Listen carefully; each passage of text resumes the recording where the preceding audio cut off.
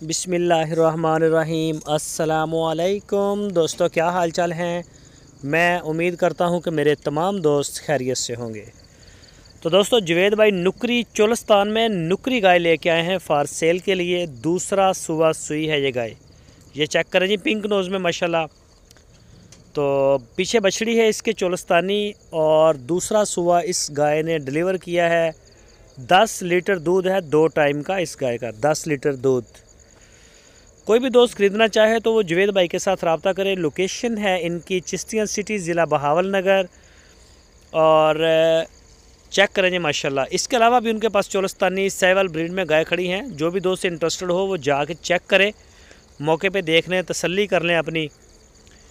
اور کارگو کی سہولت پورے پاکستان کے لیے ہمارے پاس موجود ہے، جہاں آپ چاہیں گے انشاءاللہ آپ کو ڈیلیور کروا دیا جائے گا۔ ڈیلیوری ہمارے پاس ہے، اور جوید بھائی آن لائن بھی دے رہے ہیں سہولت آپ کو، اور آف لائن بھی دے رہے ہیں۔ آپ جائیں، زیادہ بیٹر ہوتا ہے کہ جا کے چیک کیا جائے۔ تو اگر کوئی دوست نہیں جا سکتے، مجبوری ہے، واٹس ایپ کے اوپر آپ دیکھیں، اور اس کو آپ آن لائن آرڈر کر سکتے ہیں، ہمارے پاس فیسلٹی ہے۔